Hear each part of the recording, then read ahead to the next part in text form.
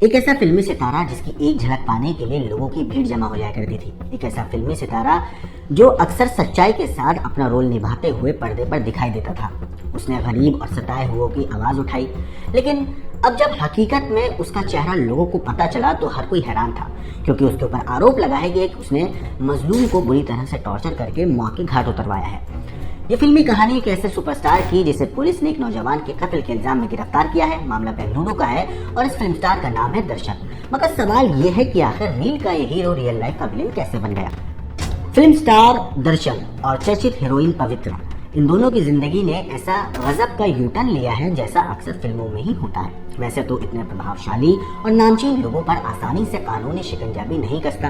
गिरफ्तार होते भी हैं तो फौरन जमानत मिल जाती है। लेकिन दर्शन और पवित्रा के खिलाफ इल्जाम कुछ ऐसा है कि पुलिस जो है उन्हें फौरन गिरफ्त में लेने के सिवाय उनके पास कोई दूसरा रास्ता नहीं था, क्योंकि दोनों का नाम एक शख्स के कत्ल में सामने आया।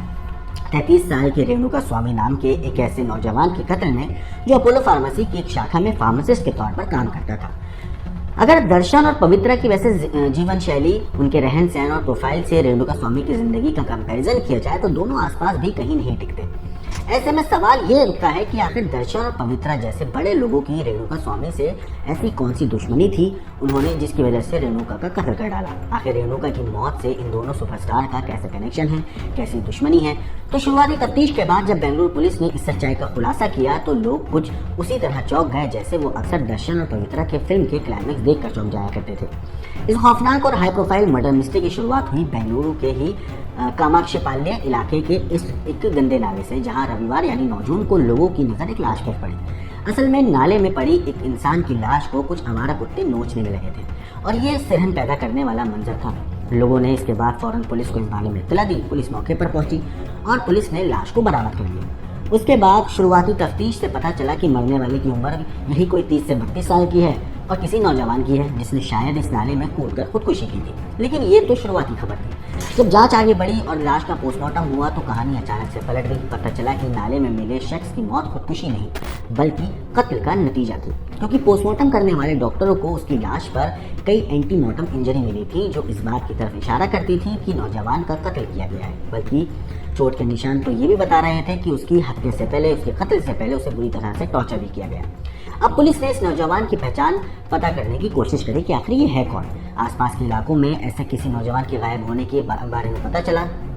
इसी कोशिश में पुलिस को पता चला कि चित्रदुर्ग में एक महिला ने अपने जवान बेटे की गुमशुदगी की रिपोर्ट लिखवाई है। अब पुलिस ने रिपोर्ट के साथ दी गई जानकारी के साथ मरने वाली जो उनको पुलिस को लाश मिली थी, जब उसका हुलिया मिलाया गया तो मरने वाले की पहचान काफी हद तक साफ हो गई थी। इसके बाद पुलिस ने उस परिवार से संपर्क किया जिनका बेटा गायब हुआ था। पता चला कि मरने वाला शख्स कोई और नहीं बल्कि वही रेणुका स्वामी था जो फार्मेसी यानी दवा की दुकान में काम करता था। घर वालों का कहना था कि 2 दिन पहले अचानक उसका मोबाइल फोन स्विच ऑफ हो गया।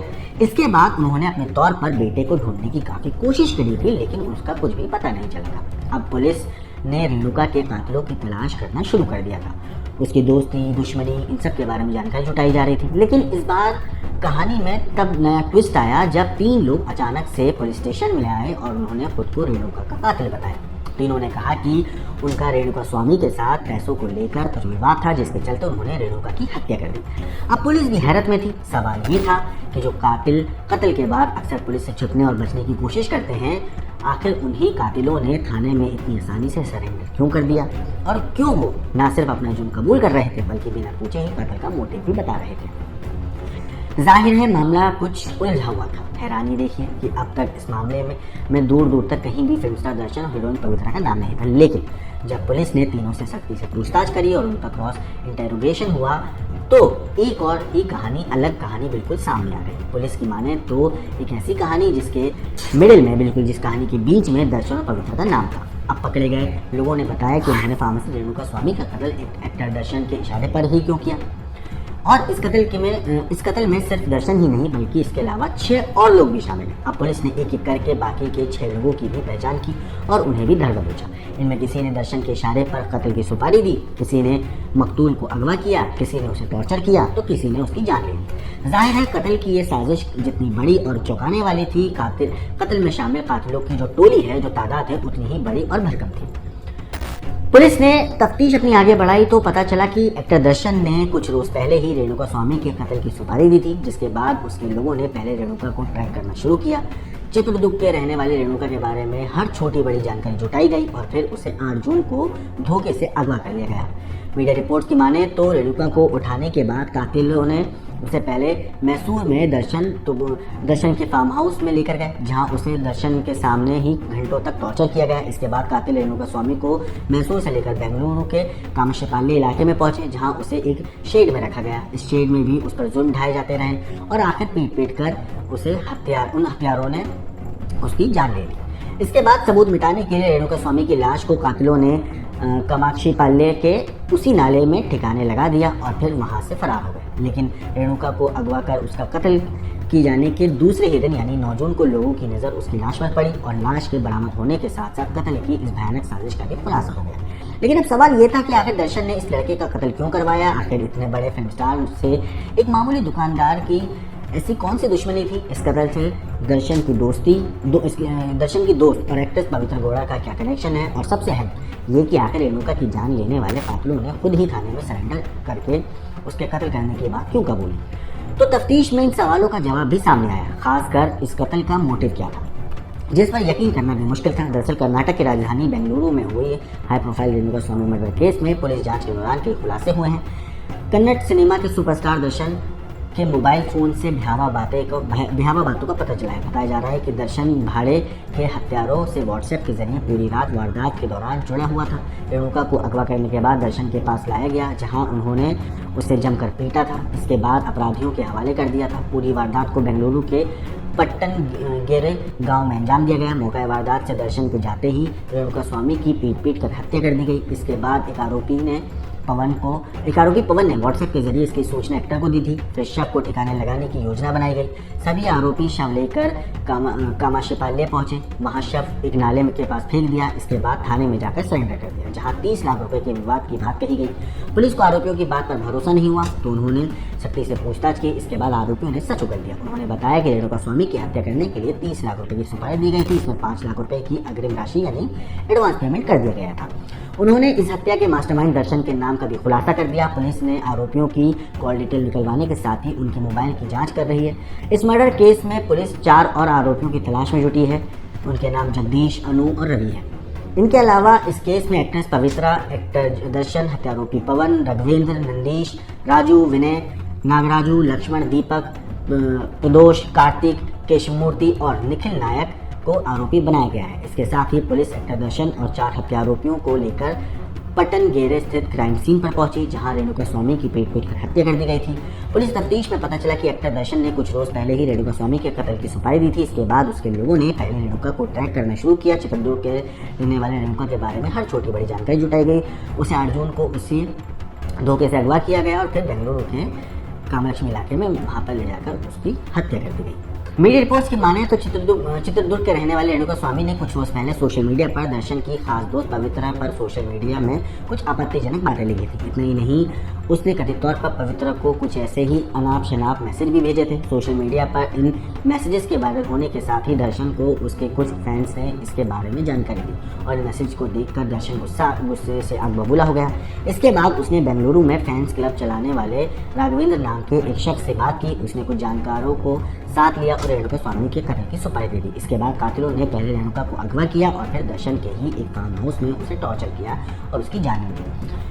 यहाँ ये भी प्लानिंग की गई थी कि अगर कत्ल का राज खुलने का डर होगा तो कातिल खुद ही जुर्म को कबूल कर लेंगे और सारा इल्जाम अपने सिर पर ले लेंगे। बताते चलें कि दर्शन चंदन की लकड़ी का कारोबार करने के साथ साथ कन्नड़ फिल्मों में एक सुपरस्टार भी हैं। वैसे तो दर्शन पहले से ही शादीशुदा हैं, लेकिन पिछले कुछ सालों से एक्ट्रेस पवित्रा के साथ उनकी नज़दीकियों ने लोगों का ध्यान खींचा है। पवित्रा ने जब सोशल मीडिया पर दोनों के रिश्तों को लेकर खुल्लम खुल्ला ऐलान करना शुरू कर दिया था तो जहां चर्चाओं का बाजार भी गर्म हो गया, तो वहीं दर्शन की अपनी पहली पत्नी के साथ भी उनका विवादों का शुरुआत हो गई थी। यहाँ तक कि मामला कानून की चौखट तक भी पहुंच गया था। इससे पहले वो अपनी एक मूवी क्रांति के प्रमोशन के दौरान भी दर्शन ने हिंदू धर्म के खिलाफ आपत्तिजनक टिप्पणी की थी, जिसका लोगों ने पुरजोर विरोध किया था। यहाँ तक कि भीड़ में एक बार दर्शन पर चप्पल भी फेंकी गई थी। यानी दर्शन कत्ल के मामले में बेशक पहली बार गिरफ्तार हुआ हो, लेकिन विवादों से और कानून तोड़ने से उसका पुराना नाता रहा है। खुद ही थाने पहुंचकर कत्ल का जुर्म कबूल करने वाले कातिलों ने अब कन्नड़ सुपरस्टार दर्शन के लिए मुश्किलें खड़ी कर दी थी। आरोपियों ने जब पुलिस के सामने सरेंडर किया था तो उन्होंने पैसे के लेन देन की बात बताई थी, लेकिन बाद में जब जांच आगे बढ़ी तो दर्शन का नाम सामने आया तो कातिलों ने कबूल किया कि ये सब उन्होंने दर्शन के कहने पर ही किया है। मगर उस वक्त भी पुलिस को लग रहा था कि दर्शन का नाम क्यों है, दर्शन ने ऐसा क्या किया है। तो जब उनसे और पूछताछ हुई तो पता चला कि रेणुका स्वामी जो था उसने सोशल मीडिया पर पवित्रा की पोस्ट पर कुछ अश्लील और आपत्तिजनक कमेंट्स किए थे और उन्होंने कुछ ऐसे मैसेज भी लिखे थे। इतने ही नहीं, उसने कथित तौर पर पवित्र गौड़ा को कुछ ऐसे ही अनाप शनाप मैसेज भी किए थे, जिसकी वजह से जो दर्शन है वो काफ़ी ज़्यादा गुस्से में था। सोशल मीडिया पर इन मैसेजेस के वायरल होने के साथ ही दर्शन को कुछ फैंस ने इसके बारे में जानकारी भी दी थी और इन मैसेज को देखकर दर्शन गुस्से में कुछ ज़्यादा ही आ गया था और उसने पूरा का पूरा ये प्लानिंग रची, लोगों को कनेक्ट किया, लोगों से बातचीत करी, उसके कुछ जानने वाले थे, जिसके बाद इस पूरे कत्ल की कहानी लिखी गई। इसके बाद कातिलों ने सबसे पहले रेणुका को अगवा किया, फिर दर्शन के ही फार्म हाउस पर ले जाकर उसको टॉर्चर किया और टॉर्चर भी इतनी ज़्यादा किया, बेरहमी से किया कि उसकी मानो हत्या करने की पहले ही प्लानिंग बना चुके थे। इतना ही नहीं, मामला अगर खुल ना जाए, किसी को पता ना चल जाए, इस डर में भी थे ये लोग, तो इन लोगों ने पहले ही प्लानिंग कर रखी थी। अगर कोई पकड़ा भी जाता है और कत्ल का राज खुलता भी है तो ये खुद ही जाकर जुर्म को कबूल कर लेंगे और पुलिस को बता देंगे कि कत्ल उन्होंने किया है और ये बोलने के भी इन्हें पैसे दिए गए थे। अब जब पुलिस ने तीनों से सख्ती से पूछताछ करी, तीनों ने खुलासा किया कि कत्ल में दर्शन और पवित्रा का हाथ है। इसके बाद पुलिस ने दोनों कलाकारों पर भी शिकंजा कस दिया। फिलहाल पुलिस ने दर्शन और पवित्रा के साथ साथ इस कत्ल में शामिल 9 लोगों को गिरफ्तार कर लिया है, जबकि कुछ और लोगों से पूछताछ अभी पुलिस कर रही है। अब बात दर्शन और पवित्रा की। दर्शन वैसे चंदन की लकड़ी का कारोबार करने के साथ साथ कन्नड़ फिल्मों में सुपरस्टार है, जैसे मैंने आपको बताया। वैसे तो दर्शन पहले से ही शादीशुदा था, लेकिन पिछले कुछ सालों से एक्ट्रेस पवित्रा के साथ उनकी नज़दीकियों ने लोगों का काफ़ी ध्यान भी खींचा था। फिलहाल ये सुपरस्टार, ये एक्टर पुलिस की गिरफ्त में है। पुलिस इस मामले में अभी तफ्तीश कर रही है, हर एंगल से जांच कर रही है, पता लगाने की कोशिश कर रही है कि इस केस में और कौन लोग थे जिन्होंने दर्शन का साथ दिया था इस पूरे हत्याकांड को अंजाम देने के लिए। इस कातिल सुपरस्टार के ऊपर आपका क्या कहना है, क्या सोचना है, हमें कमेंट करके ज़रूर बताइएगा।